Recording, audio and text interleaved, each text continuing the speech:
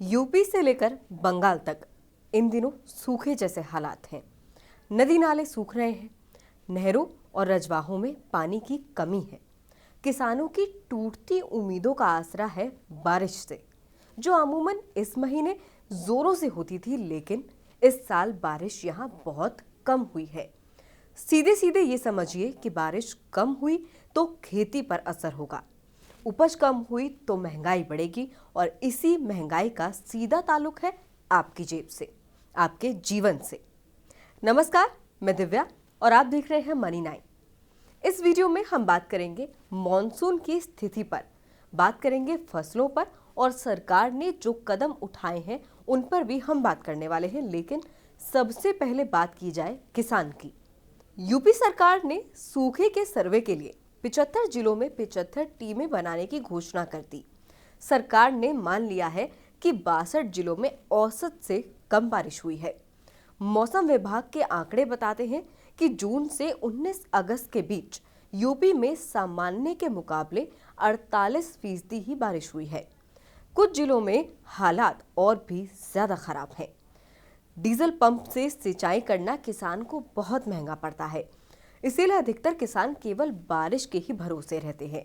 इस बीच यूपी सरकार ने सिंचाई विभाग से नहरों में पानी बढ़ाने को कहा है, बिजली विभाग से ग्रामीण इलाकों में बिजली सप्लाई बढ़ाने को कहा है और ट्यूबवेल से बिलों की वसूली रोकने को भी कहा है। इसी के साथ सरकार ने फसलों के भंडारण को लेकर भी काम शुरू कर दिया है। बात बिहार की करें तो यहाँ भी हालात कमोबेश ऐसे ही हैं। रिपोर्ट बताती है कि 30 अगस्त 2022 तक राज्य में 471 मिलीमीटर बारिश हुई है।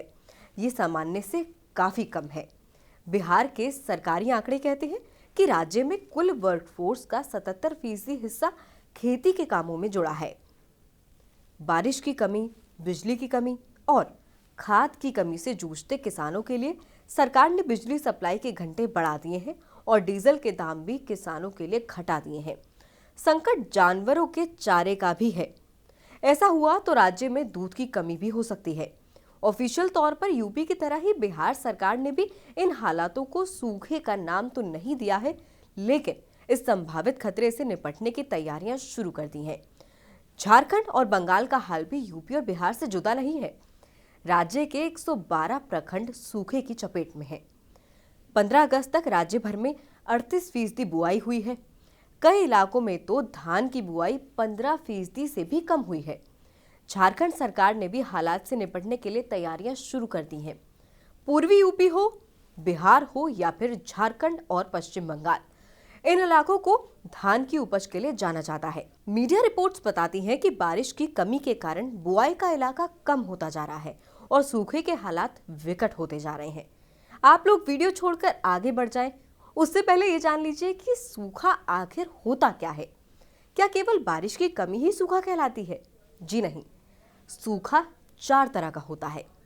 पहला होता है मौसमी सूखा। बारिश की कमी वाला सूखा यही मौसमी सूखा होता है। दूसरा होता है जलीय सूखा, जब नदियों में, झीलों में, जमीन के अंदर पानी में कमी होने लगती है, तब ऐसे हालात बनते हैं।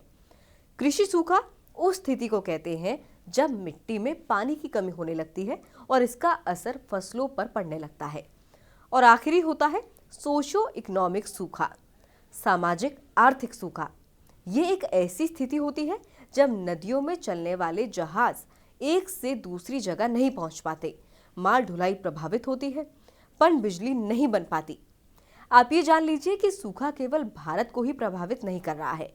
पूरा यूरोप और अफ्रीका का एक बड़ा हिस्सा इस वक्त सूखे की चपेट में है। चीन में भी यही हालात बने हुए हैं। संयुक्त राष्ट्र की रिपोर्ट में भी इस पर चिंता जताई गई है। पूरी दुनिया में जलवायु परिवर्तन का पैटर्न साफ देखने को मिल रहा है। वहीं मॉनसून का ये बदला हुआ पैटर्न भारत के किसानों पर कहर बनकर टूट रहा है। 2010 और 11 से लेकर 2021-22 तक देश के कई राज्यों में, कई इलाकों में सूखे की स्थिति बनी है। भारतीय कृषि मंत्रालय ने अपने नेशनल क्राइसिस मैनेजमेंट प्लान में इसको लेकर विस्तार से जानकारी दी है। ऐसा नहीं है कि भारत सरकार केवल तमाशबीन बनी हुई है। पहले गेहूं, फिर चावल, चीनी, मैदा, सूजी, सभी के निर्यात पर सरकार रोक लगा चुकी है।